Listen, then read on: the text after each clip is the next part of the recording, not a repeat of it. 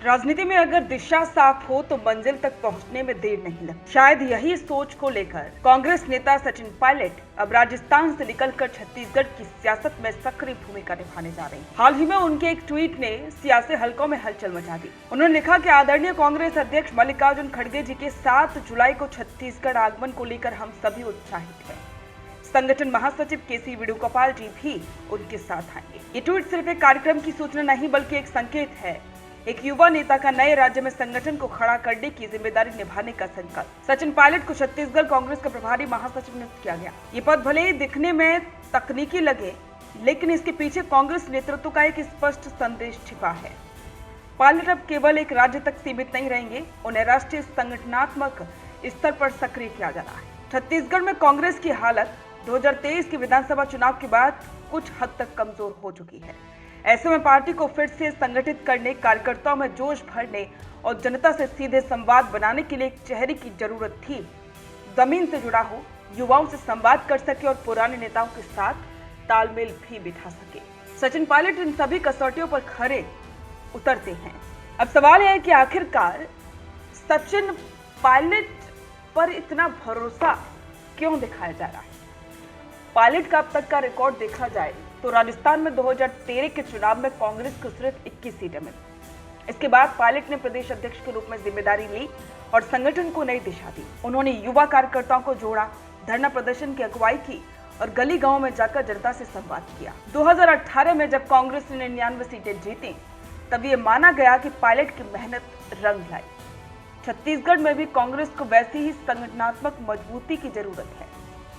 यहाँ भाजपा की पकड़ काफी हद तक गहरी है और एक अनुभवी रणनीतिकार की मौजूदगी कांग्रेस को फिर से मजबूत आधार दिला सकती है। 7 जुलाई को कांग्रेस अध्यक्ष खड़गे और महासचिव केसी वेणुगोपाल के साथ सचिन पायलट छत्तीसगढ़ के दौरे पर होंगे। ये दौरा सिर्फ एक औपचारिक मीटिंग नहीं बल्कि प्रदेश कांग्रेस के पुनर्गठन का रोडमैप लॉन्च करने का मंच भी होगा।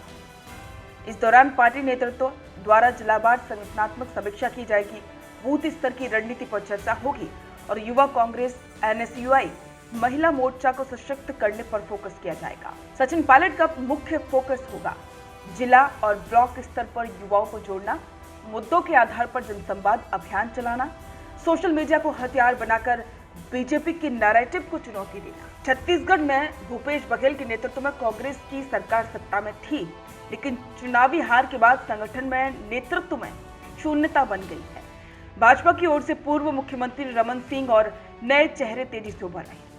ऐसे में कांग्रेस को नई जान फूंकने के लिए जमीनी कार्यकर्ताओं को फिर से सक्रिय करना जरूरी है। ये काम तभी संभव होगा जब ऐसा कोई नेता हो जो सिर्फ भाषण नहीं बल्कि कार्यकर्ताओं के बीच रहकर काम कर सके, और यही पायलट की ताकत है। पायलट का राजनीतिक स्टाइल कुछ अलग है। वे टेबल पर बैठकर रणनीति बनाने के बजाय सड़क पर उतरकर कार्यकर्ताओं और जनता से संवाद करने में विश्वास रखते हैं। छत्तीसगढ़ में वे जन यात्रा, मुद्दा आधारित कैंपेन और गांव-गांव जाकर संवाद स्थापित करने पर फोकस करेंगे। खबरों के मुताबिक पायलट नवजवान छत्तीसगढ़ नाम से एक जन अभियान भी शुरू कर सकते हैं, जिसमें बेरोजगारी, शिक्षा, कृषि और आदिवासी अधिकार जैसे मुद्दों पर सीधा संवाद होगा। छत्तीसगढ़ कांग्रेस में भी पुराने नेताओं का एक वर्ग है जो परंपरागत राजनीति का पक्षधर है। पायलट के लिए चुनौती होगी कि वे इन नेताओं के साथ तालमेल बनाए रखने के लिए युवाओं को पार्टी से जोड़ें। लेकिन ये भी सच है कि पायलट खुद भी लंबे समय से इस पुरानी बनाम नई सोच की लड़ाई में तप चुके हैं। राजस्थान में अशोक गहलोत के साथ उनका विवाद और फिर पार्टी के प्रति उनकी प्रतिबद्धता दिखाती है कि वे सियासी लड़ाई लड़ना चाहते हैं, वो भी गर्मा बनाए रखते हुए। सचिन पायलट के पास युवा ऊर्जा, जमीनी समझ और संगठनात्मक अनुभव तीनों मौजूद हैं। छत्तीसगढ़ में कांग्रेस के लिए यही तीनों चीजें सबसे ज्यादा जरूरी हैं।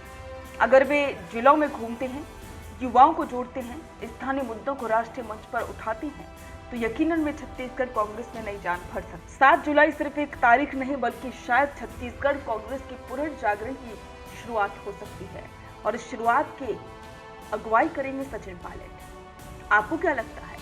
कमेंट बॉक्स में साझा करें और बने रहें द फैक्ट इंडिया के साथ।